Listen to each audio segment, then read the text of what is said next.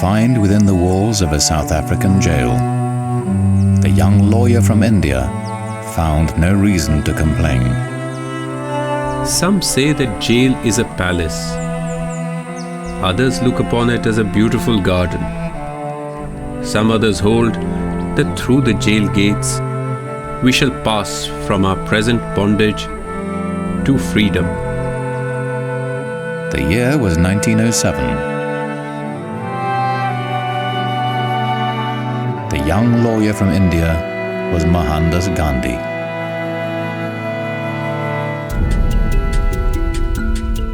Gandhi led his fellow Indians in a non-violent struggle against racial oppression for 8 years. They marched into forbidden territory. They burned their registration papers. They expected to be arrested, and they were not disappointed. Gandhi said, "Non-violent refusal to cooperate with injustice is the way to defeat it." He gave his non-violent weapon a name, Satyagraha, holding to truth.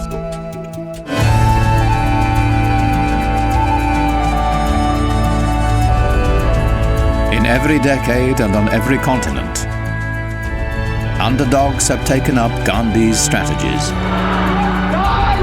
to fight for their rights and freedom. Non-violence means fighting back, but you're fighting back with other weapons. The power that Gandhi discovered changed the 20th century.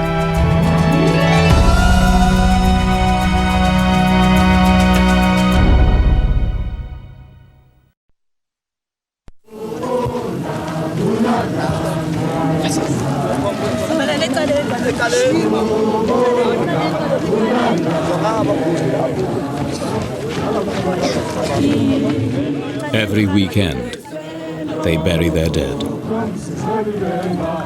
In the last year, news of black youth shot by police has become as common as the weather report.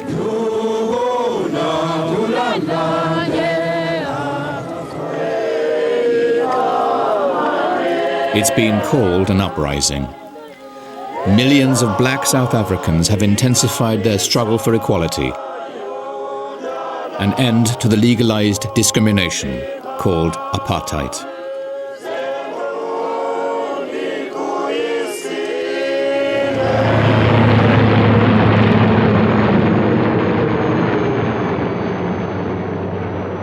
Security forces have become newly aggressive in the black townships, a provocative target for angry young people.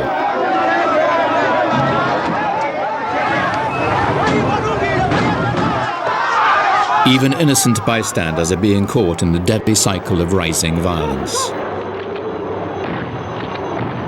And all the casualties are on one side. Appalled by the bloodshed, a new generation of township leaders is organizing, looking for more effective ways to fight back. Now, this unhealthy situation in Port Elizabeth, the 27-year-old Mkhuseli Jack has been a youth organizer since his teens. There was a frustration in the township as to what was happening. There was a serious confrontation with young people fighting with the police with their bare hands, and police shooting at them without mercy. And then we said, let us expose these policemen for what they are. Let us take this fight in the townships away and bring it right to their homes.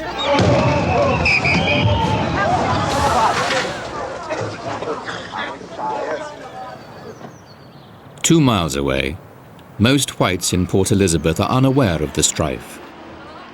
White-owned newspapers and state-controlled television do not report township disturbances. But a handful of whites have joined the anti-apartheid movement. One of them is Janet Cherry, a young social worker who has been an underground member of the outlawed African National Congress since college days.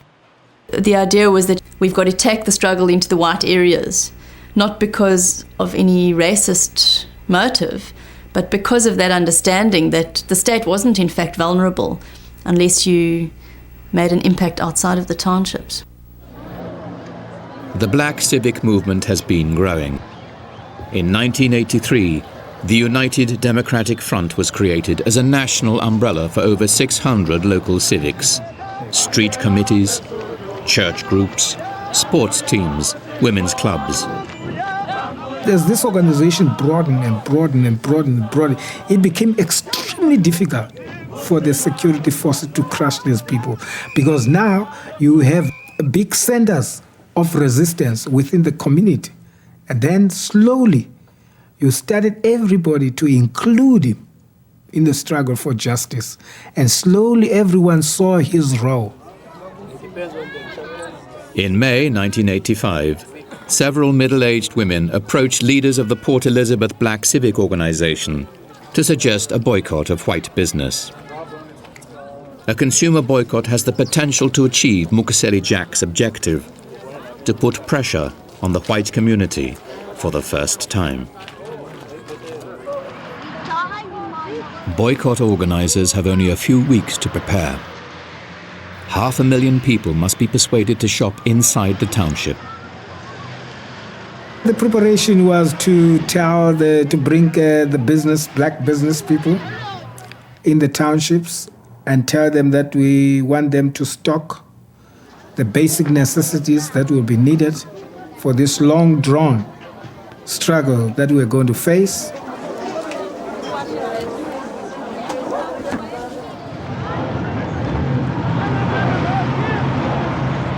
Weekly funerals, the only public gatherings not prohibited by the government, are their only opportunity to rally support for the boycott.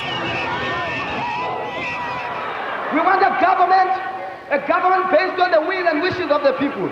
We want a government... 2 days before the boycott will begin, Mkhuseli Jack is the main speaker. And I'm going to say, they can take us to jail. On Monday is the D-Day. Monday is the D-Day. Monday is the D-Day. Monday is the D-Day. We will buy it down on Monday. We will buy it down on Monday. We will buy it in the box of marches on Monday.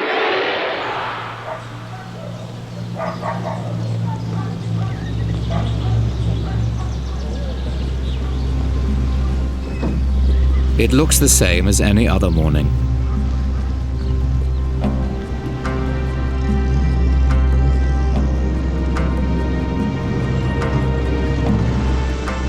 But by 10 a.m., the difference is obvious.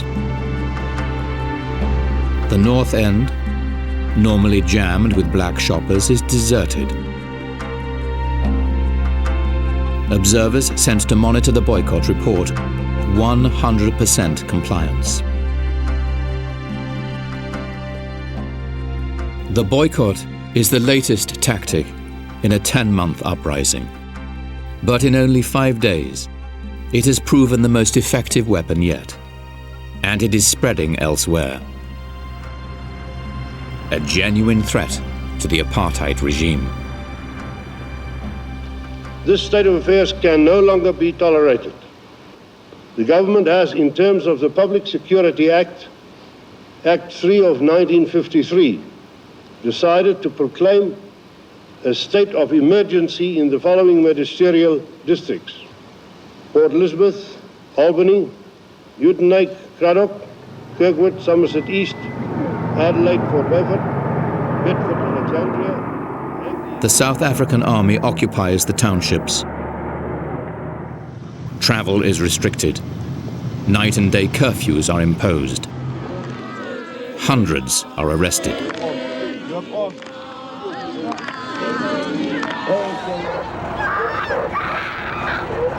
Young males are singled out for brutality, but repression does not diminish the boycott. Security forces have little success rounding up the leaders. Most are anonymous outside their own neighborhoods, dispersed among dozens of street committees and civics. If they declare a state of emergency, they were panicking because we were becoming effective. They were feeling us coming. They were feeling us coming. So to us, the state of emergency showed that extraordinary measures were to be implemented in order to keep apartheid alive. And we knew then that we got apartheid in a crisis. And we were there to give it the push, to push. Right in the first 3 weeks, shops began to close. Can you believe it? It was freedom celebration. When we heard that one shop was closing, we just celebrated. Thank you. And then the other one, please come. Thank you. Mkhuseli Jack goes into hiding to avoid arrest. Moving from house to house, he consults with the Boycott Committee on how to exploit their success. They add new conditions to the demands which must be met before they will lift the boycott. We had concrete demands, and these demands dealt in those days with simple things when you look at them today, like opening of public amenities or facilities to all races, taking out of the troops from the township, making this available, whatever was not available, and end discrimination in the workplace, etc. And we also had what we call long term at the time. You know, like talking about Mandela's freedom was like, oh my goodness, this is something, my child, because other people will discourage us about this. No, leave that. That's impossible. We waited until the pain went into the bones. Otherwise, what was the strike for? We waited, we took our time because we're losing nothing and they were losing hundreds of rands. And then the Chamber of Commerce ultimately said we have to talk to them. Many of the demands we have, most of the demands, in fact, we have every sympathy with. After meeting with Jack and the boycott leaders, the Chamber of Commerce director talks with reporters. Yes, there are demands which we can address directly, and those we obviously will. There are others which have to be addressed by the government, and we feel there that it's our duty and responsibility. Jack has been a well-known youth leader for several years. Now his role as boycott spokesman has made him a serious threat to the regime. He was an extreme troublemaker, an activist in the true sense of the word, yes. Colonel Lawrence du Plessis was Chief of Military Intelligence for the Eastern Cape Province. They're not really committing a crime. Like you said earlier, if they don't want to buy, it's not a crime if they don't want to buy from people, but it's mass action. And what do? You can't shoot all these people, you can't lock them all up. It's very effective. Well, Gandhi started it, if I'm not wrong, passive resistance. When security forces realize the boycott is not disintegrating, they decide to take action. On the night of August the 2nd, Mkhuseli Jack and the boycott leaders are arrested and taken to St. Albans prison. Once the government decided to throw everyone in jail, and you recall that there are about 30,000 people who were thrown into jails in terms of the state of emergency of 1985. Once you remove the leaders, you create even greater conditions of desperation. And you can have a situation of mayhem. And this is what, the state had pushed South Africa into. Spontaneous outbursts by angry young people now jeopardize the movement.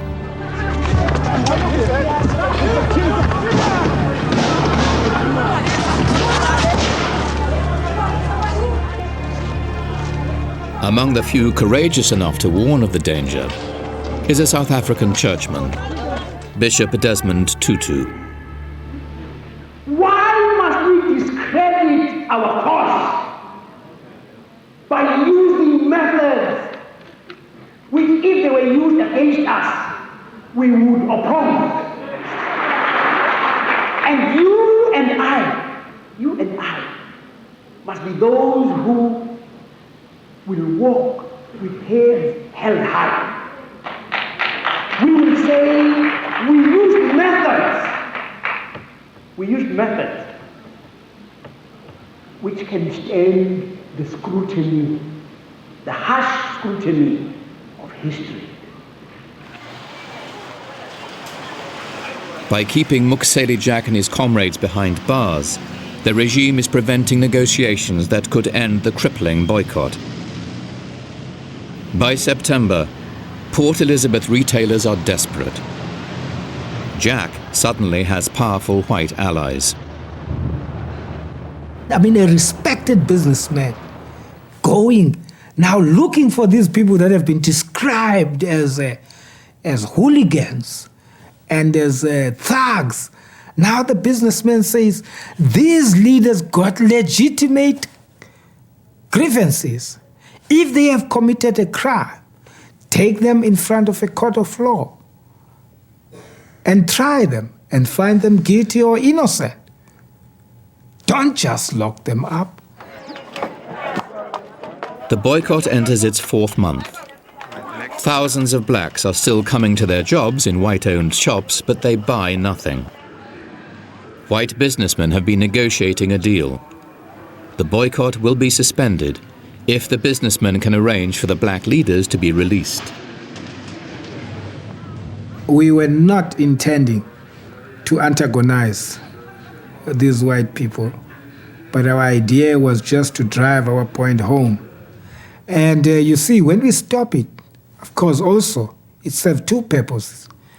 The pressure on our constituency to go and shop for Christmas was going to lead to some cracks within our own ranks. So we hit two birds with one stone, saved those people, and also kept our unity intact for the next fight. The Christmas shopping season is back to normal as businessmen begin serious negotiations with the boycott committee. Mkhuseli Jack and his colleagues have set a deadline. If their demands are not met by March 31st, the boycott will be reimposed. Their short-term successes have given Port Elizabeth's blacks a sense of confidence. Their leaders have been released from prison, and troops have been withdrawn. But as the deadline approaches with no progress on their major political demands, they prepare a new boycott. Unexpectedly, on March 11th, the government bans two civic leaders. One of them is Mkhuseli Jack. The banning order is a form of house arrest, which halts negotiations. At that point, there was a build-up of international pressure, build-up, exposing that this was no more apartheid, small apartheid. It was complete fascism, because almost every paper was banned, every individual was banned. And if you remember that time, major corporations were running away. You know, it was embarrassing. Economic sanctions against South Africa are being debated in the US and Europe. Most governments are resisting, saying that state-imposed sanctions would hurt ordinary people more than the government. But now, as black South Africans call on Western governments to impose punitive sanctions, an exodus begins. Led by AT&T, IBM, GE, Ford, General Motors, and Coca-Cola. March 22nd, a Supreme Court justice lifts the ban on Mkhuseli Jack, saying the government has given insufficient reasons. The victory energizes the movement, just 9 days before the new boycott is scheduled. Jack tears up his banning orders, using the celebration to cement the solidarity they will need in the weeks ahead. We are trusting that we're going to bring water down to his knees. Our buying power is going to be the thing that is going to decide the future, that is going to decide our destiny in this country. It is clear, the 1st of April, we know we will not buy him in a bubble gum town.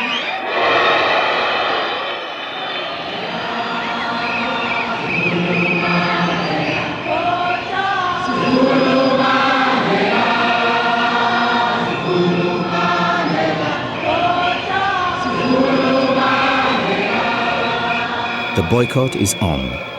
It will continue for 9 weeks, and then a shock.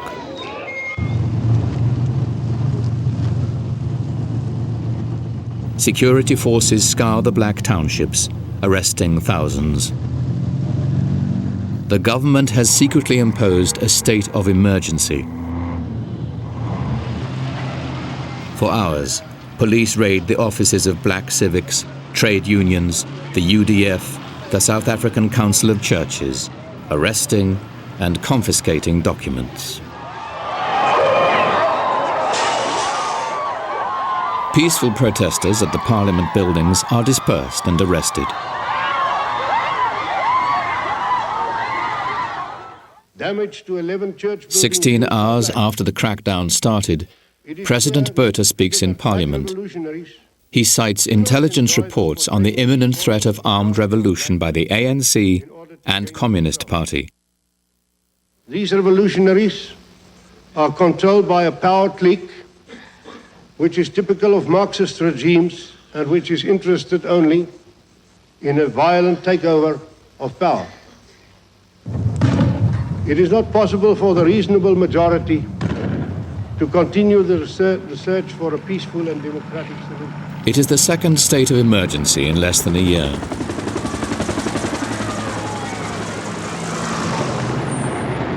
The emergency will be renewed every year for 3 years, an admission that repression has become the primary function of the state. Anti-apartheid forces are driven underground, but not destroyed.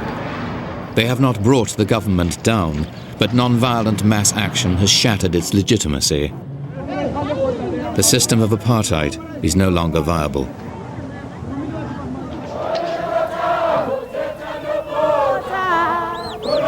Power has shifted to black communities and their social organizations. The end of apartheid is only a matter of time. You know, there wasn't a principled stand against the use of violence, and in fact it was widely acknowledged that the ANC was conducting the armed struggle. But it was in fact the activities of the UDF in mass organization which brought about the change in South Africa, really. That it was that mass organization which put pressure on the state to ultimately to change. I mean, that brought about the stalemate, the impasse where the state could no longer respond. The eyes of the world are presently focused on all South Africans. F.W. de Klerk becomes president in late 1989 after P.W. Botha is forced to resign. De Klerk acts quickly, unbanning political organizations and ordering the release of Nelson Mandela, who has been imprisoned for 27 years. By refusing to renounce armed struggle, Mandela has prolonged his imprisonment by years. During that time, the passivity that had once allowed apartheid to exist has been swept away by the spirit of a confident civil society. The armed struggle came to nothing as far as I'm concerned. The people brought it about. And pressure from overseas. That is what really, in the end, made it clear and people understood that we couldn't go on any. That's why de Klerk had to take the actions that he took. In 1993, Nelson Mandela and F.W. de Klerk share the Nobel Peace Prize for negotiating a constitution that guarantees equal rights for all South Africans. They will soon face each other in South Africa's first democratic elections. King of Kings, we kneel before you, Father, appealing, asking for peace in the rest of the country. Lord of Lords, we kneel before you, Father, appealing, asking for peace in the rest of the country. They have never in their lives voted, nor have their parents or their grandparents before them. Reveal yourself, reveal yourself. Reveal yourself, reveal yourself. Reveal yourself, reveal from heaven. The struggle against apartheid, against the racism in South Africa, fundamentally had been non-violent. We were inspired by what had happened in India, in Poland, in the civil rights movement in the United States, what was happening in the Philippines. I suppose that human beings looking at it would say that arms are the most dangerous things that a dictator, a tyrant needs to fear. But in fact, no. It is when people decide they want to be free.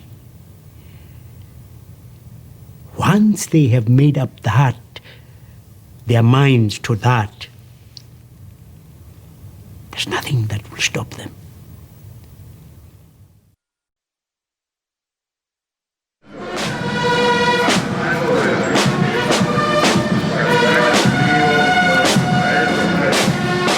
Spring 1983.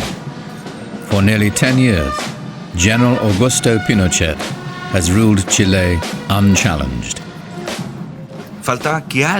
We needed someone to dare to say to the dictator that he was a dictator, and to say that the dictatorship was a dictatorship, and confront it on its own turf.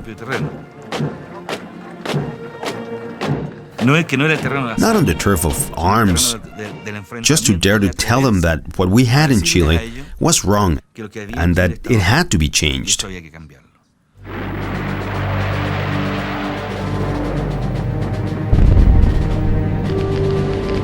Pinochet came to power in a 1973 coup that left the elected socialist president, Salvador Allende, dead.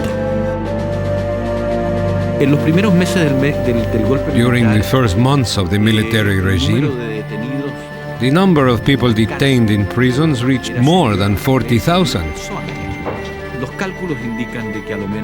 At least 3,000 individuals were assassinated, executed, or their bodies disappeared forever. Ruthlessly eliminating any challenge to his authority, Pinochet's rule cast fear into every corner of Chilean life.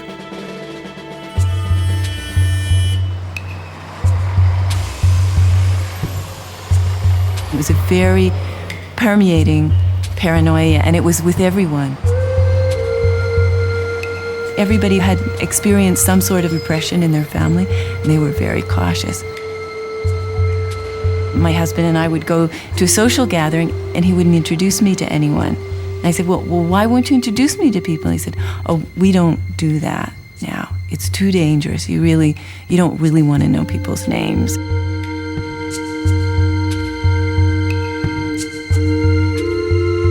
Fear, terror.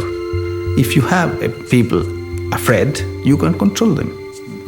And Pinochet, if something he will leave in history, he's the man of terror. Executions, disappearances, and prisons keep the dictatorship in power for 10 years.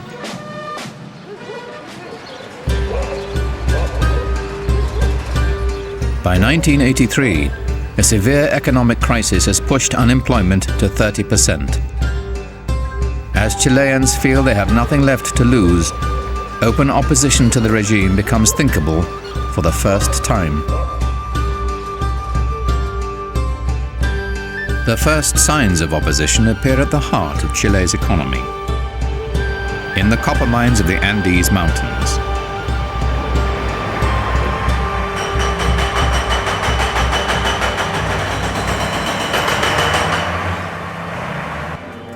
Miners are amongst Chile's best paid workers in the country's largest and most lucrative export industry. Their leader is 29-year-old Rodolfo Seguel, a payroll clerk at Chile's largest copper mine, recently elected president of the National Labor Congress. Seguel wants his members to take the first step, a nationwide strike. 10 years had gone by and nobody had gone out into the street. We had to see what reaction the country would have, and then to see if the country would dare to do this. Our goal was to open people's eyes and to tell them, we can do it. It is possible. We can do this.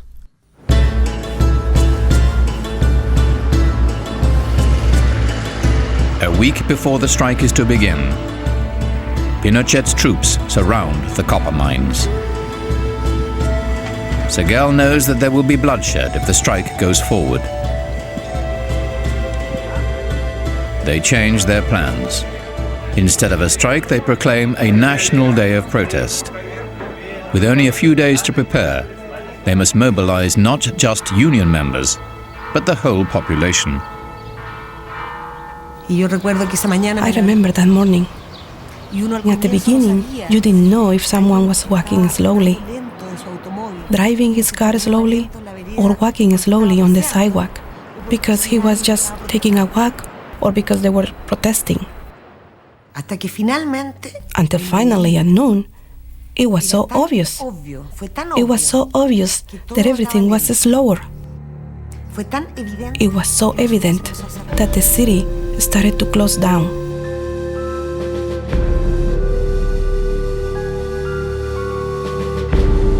As darkness falls, no one knows whether the final overt act of protest will succeed.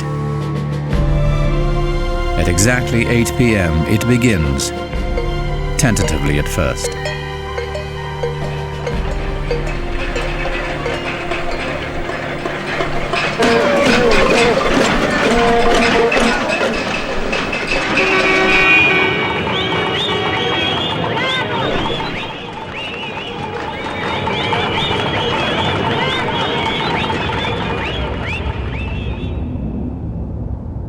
And the next day, there was a sense of sort of, what did you do last night? Did you see it?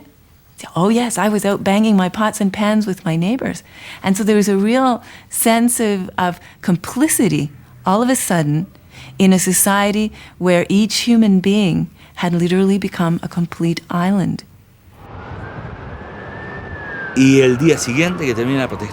And the next day, when the protest finished, at the first meeting that we had, we decided to have a protest every month. And we did that during 9 or 10 months. Every month a protest. And that was chaos for the military regime, because we didn't protest with arms. That gave us more power.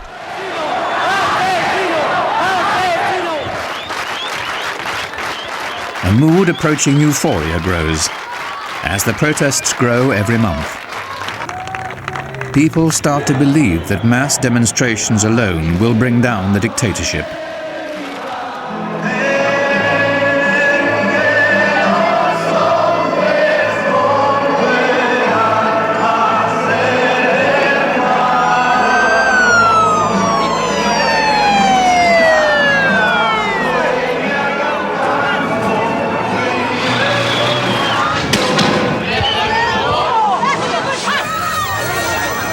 Mainstream opposition protests are strictly non-violent. Brutal police repression of the monthly demonstrations seems intended to intimidate, to stop the movement, but it has no effect. In early August, one day before the fourth protest is scheduled, Pinochet installs a new interior minister, Sergio Harpa. Harpa is instructed to begin a dialogue with the opposition.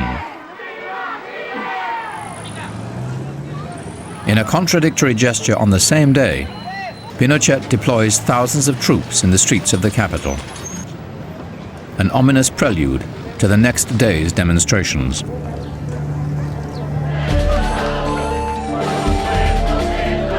Security forces break up the August protest with unprecedented force. A police statement admits that 17 civilians have been killed. The actual number is much higher.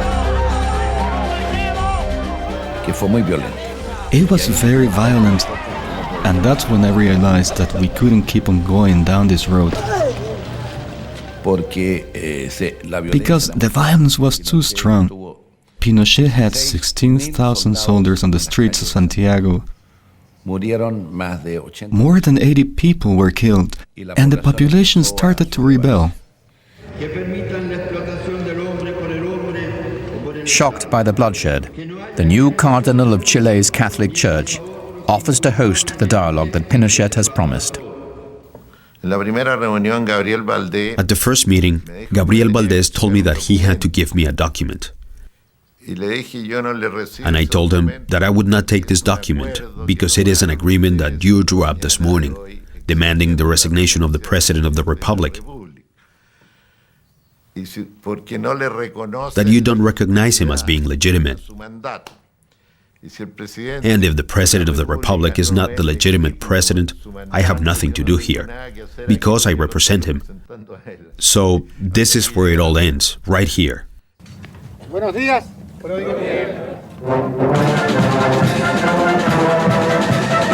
As Pinochet celebrates his birthday in November, he has stopped Sergio Harper's meetings with the opposition. Harper's small concessions, limited political activity, the return of exiles, an end to book censorship were too much for the general. The dialogue is over. No there wasn't any result. It was very frustrating. The regime didn't change at all. And Harpa himself was left there as a politician with no importance. In fact, the control of the government passed on to much harder hands. Opposition groups have been naive to think that Pinochet would negotiate an end to his own power. Protesters have not loosened the dictator's grip, but they have shown Pinochet they cannot be crushed by force, and they have opened up political space they will use to organize against him.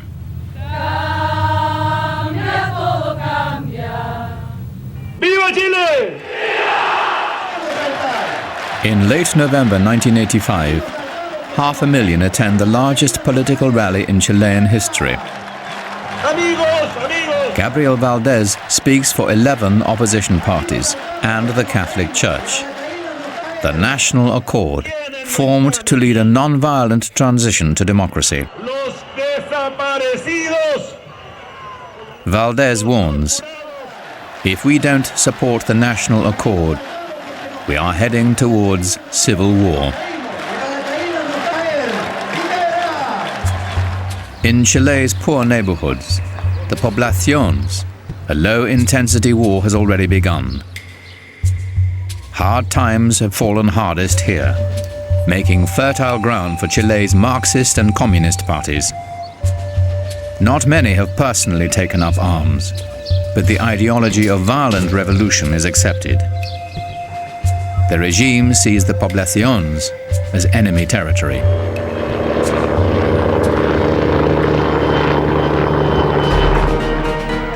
Young men in the poblaciones are rounded up, interrogated in stadiums and fields, and hauled off to prison without trial. Hundreds are never seen again.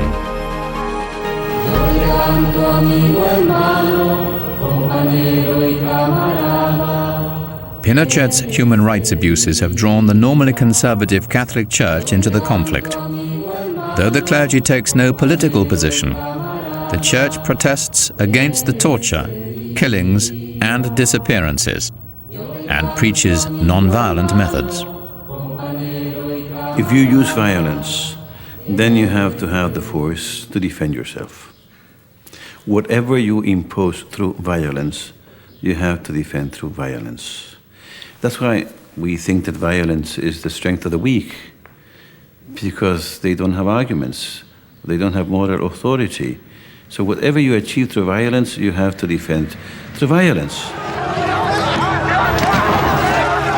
Monthly protests turn violent as the radicals confront police, handing Pinochet the excuse he needs to come down on all opposition. Mainstream factions are harshly criticized for their non-violent methods. In those conditions, when you are repressed by violence, of course there are people that think that the only way to face violence is through violence. But that was, in our understanding, absolutely out of any possibility of succeeding. In late summer of 1986, the prospect of full-scale civil war becomes real. Chilean intelligence uncovers a cache of arms in the northern desert and traces them to a guerrilla group affiliated with the Chilean Communist Party. Markings show the weapons have come from Cuba. Pinochet says it's proof that his opponents are preparing a revolution. A few weeks later, heavily armed guerrillas attacked General Pinochet's motorcade on a remote mountain road. State news media report that 5 presidential guards have died, but do not mention Pinochet.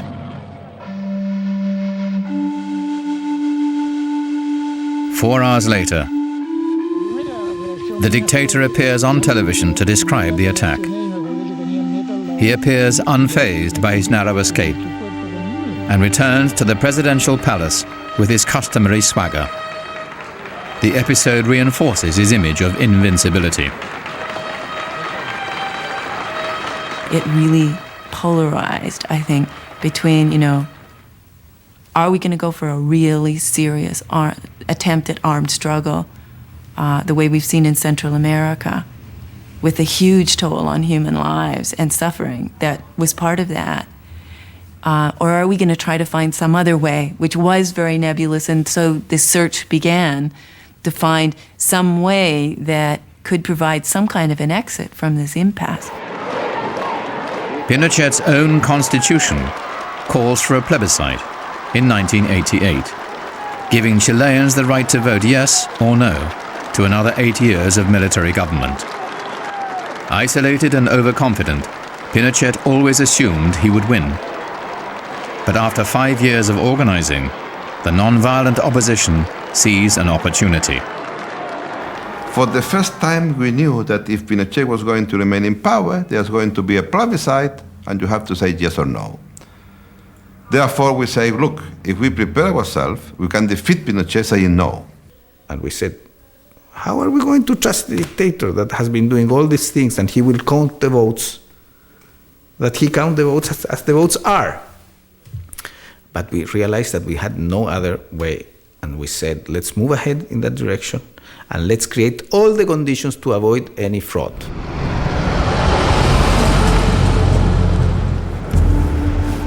Thousands of volunteers take to the countryside in a door-to-door campaign to convince Chileans that they can vote no without fear of reprisal, and that the results will not be rigged. They are greeted with suspicion and skepticism. To create the appearance of a fair vote, Pinochet and the generals write new election laws.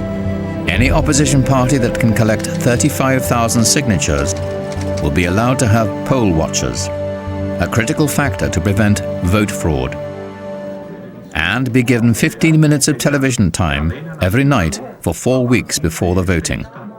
And I said, look, if you register, I'm going to be on TV. And the day that I'm going to be in TV, I will say to Mr. Pinochet that he has to go. Primero dijo usted, General Pinochet. After his party is certified, Lagos gets his chance when he appears on the Chilean equivalent of Meet the Press. Le voy a recordar, General Pinochet. He holds up a newspaper clipping in which Pinochet is quoted saying he will not be a candidate in the plebiscite. Y ahora le promete al país otros 8 años, con tortura, con asesinatos, con violación de derechos humanos. Me parece inadmisible que un chileno tenga tanta ambición de poder, de pretender estar 25 años en el poder. His daring performance makes Ricardo Lagos a celebrity overnight. And his performance foreshadows the significance of television in the coming No campaign. Pinochet's vulnerability is human rights.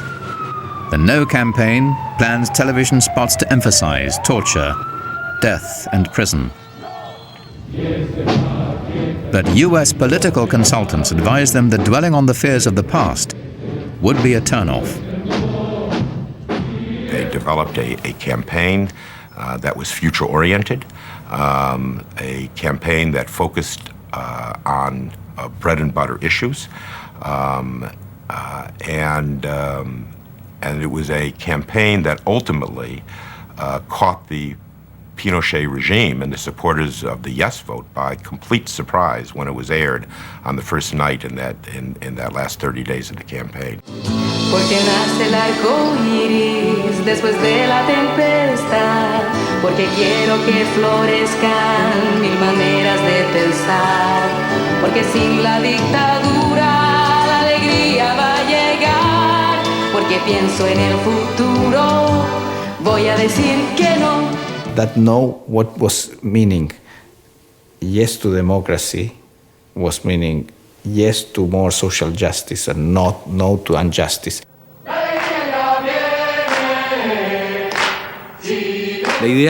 And la alegría ya viene, meaning joy is around the corner. It was an invitation to a country that belonged to everyone. The idea that we were going to defeat the dictatorship, not with a gun, but a pencil. That this road was going to be traveled without hate, without rancor, without vengeance.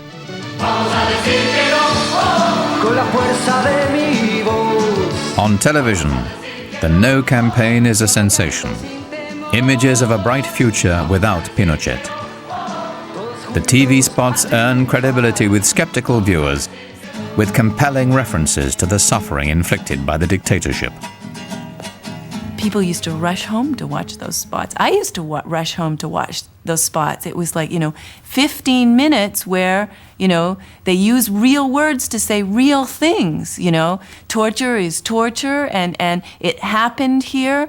And after all these years of denial, there it was for the first time on television. Poverty exists. Buenos días, don Aníbal. Deme 2 marraquetas. Little old ladies don't even have enough money in their purses to buy a tea bag for their afternoon tea. Voy a llevar té también. ¿Cómo no? 2 bolsitas.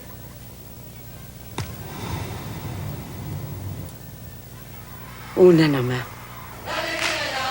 No más miseria.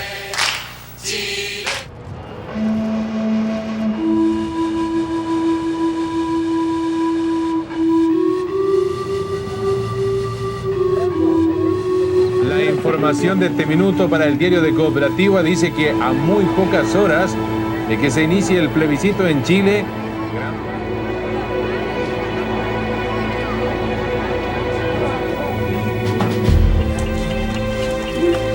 Voto no.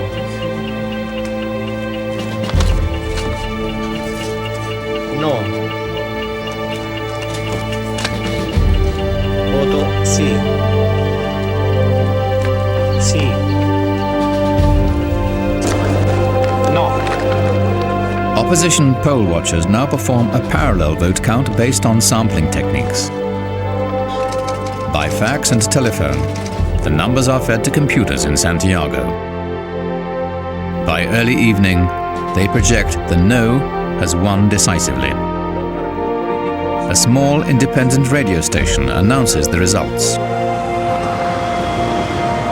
Ensconced in the presidential palace, Pinochet says nothing. Suspicions of electoral fraud grow as hours pass with no announcement of the vote tally. At midnight, Pinochet's Navy, Air Force and police commanders enter the palace.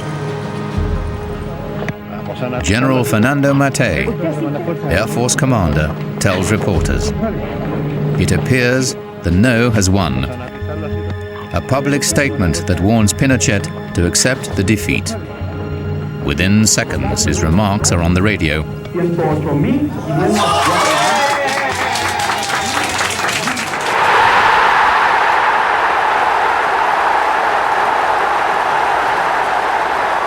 the great strength was that it did really come from ordinary, extraordinary people.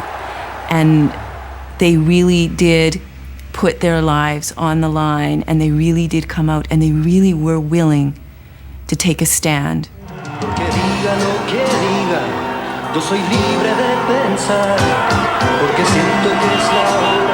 I think that we in the world, we really live on power. And what we would like to is to live on authority, personal authority, moral authority. When you act based on power, well, if I have a gun pointed at me, I'm going to say whatever you think and you want. After you take your gun off my head, I'm going to do what I want.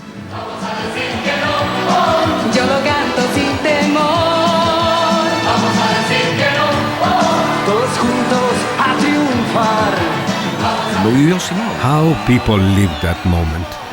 And they lived it without hatred, convinced that they had been the participants, the actors.